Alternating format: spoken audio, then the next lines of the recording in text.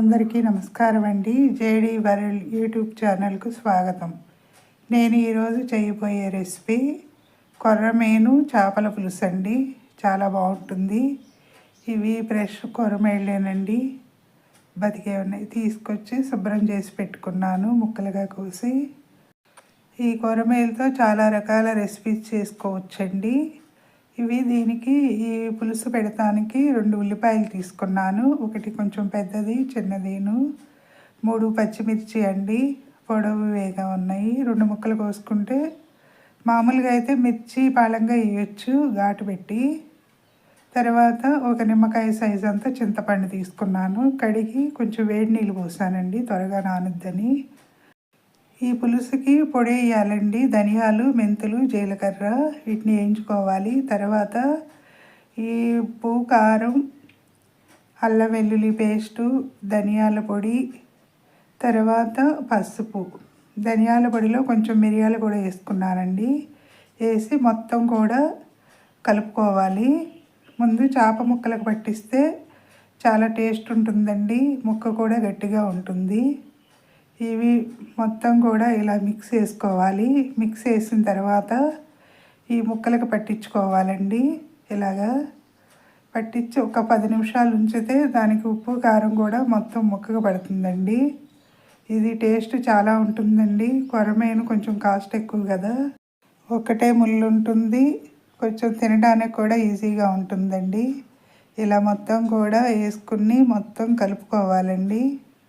కలిపి కనీసం ఒక 10 నిమిషాలు ఉంచితే ముక్కకి ఆ మసాలా ఫ్లేవరు, ఉప్పు, కారం అంతా కూడా పడతాయండి.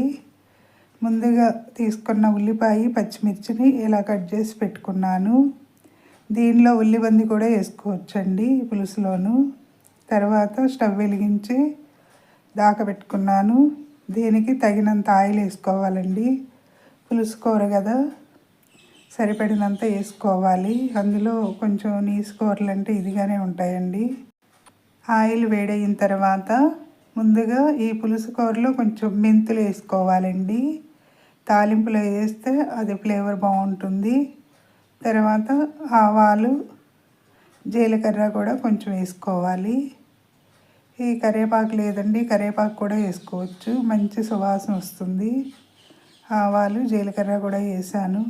ఇవి పోపు వేగిన తర్వాత మనం ముందుగా కట్ చేసి పెట్టుకున్న ఉల్లిపాయలు వేసుకోవాలండి. ఈ వీడియో నేనే చేసుకోవటం అంతా కూడా నాదేనండి, వాయిస్ ఓవర్ తర్వాత ఇస్తున్నాను. ఇలా ఆయిల్ వేడిన తర్వాత దీనిలో ఉల్లిపాయ, పచ్చిమిర్చి కూడా వేసాను. వేసి మొత్తం ఇలా ఒకసారి కలుపుకోవాలండి. ఇలా కలుపుకోవాలండి.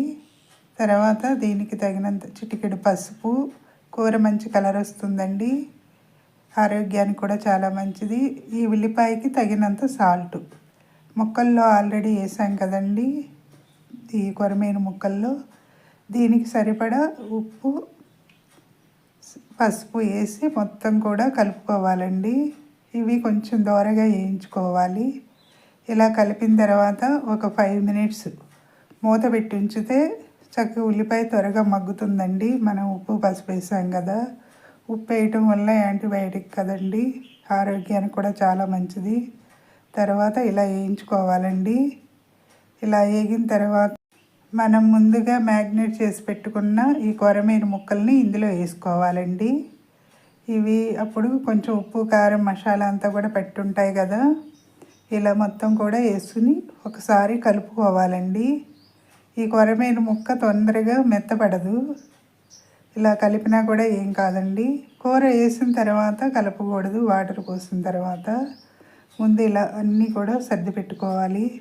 ఇదివరకు అమ్మమ్మ అయితే కనుక ఎక్కువ చేసేదండి. తాతయ్య తీసుకొచ్చేవాళ్ళు పొలం నుంచి వచ్చేటప్పుడు. ఇవి చాలా బాగా దొరికేవండి. ఇప్పుడు కొంచెం తక్కువేను.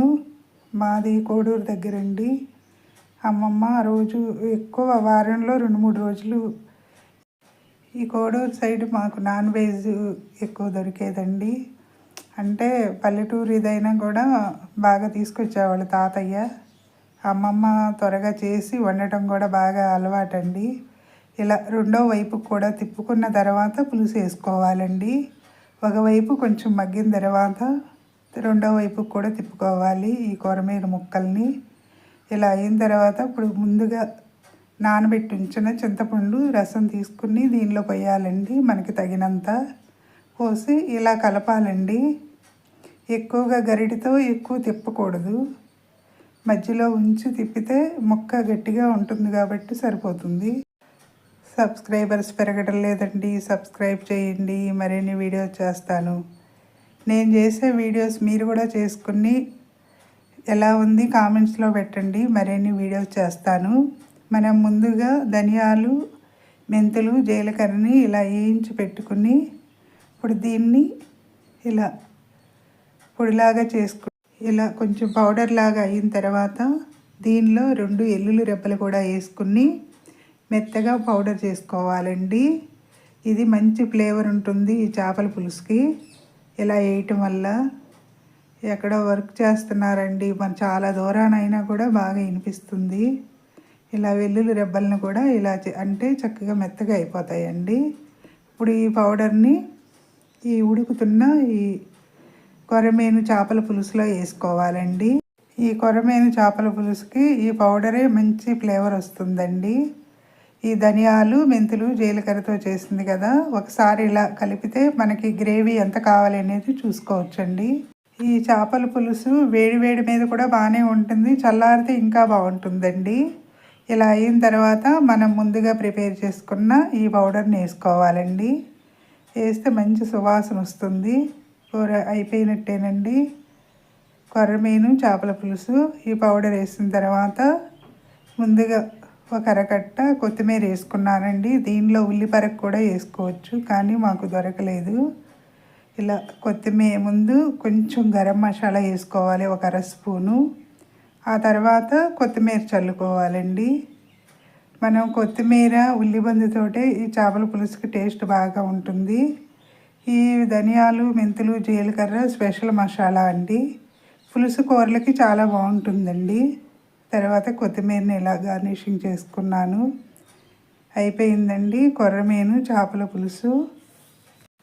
సబ్స్క్రైబ్ చేయకపోతే కనుక వీడియో చూసిన వెంటనే సబ్స్క్రైబ్ చేయండి, మరిన్ని వీడియోస్ చేస్తానండి. కొత్త వారికి కూడా అవకాశాలు ఇవ్వాలి కదా, లైక్ చేయండి, మీ ఫ్రెండ్స్కి షేర్ చేయండి. అయిపోయిందండి కొర్రమీను చేపల పులుసు. వీడియో ఎడిటింగ్ చేసేటప్పుడు వెహికల్ శబ్దాలు, పక్షుల అరుపులు బాగా వినిపిస్తున్నాయండి. అయిపోయిందండి కొర్రమీను చేపల పులుసు. నచ్చితే లైక్ చేయండి, షేర్ చేయండి, సబ్స్క్రైబ్ చేయండి. మీ లక్ష్మీ కుమారి.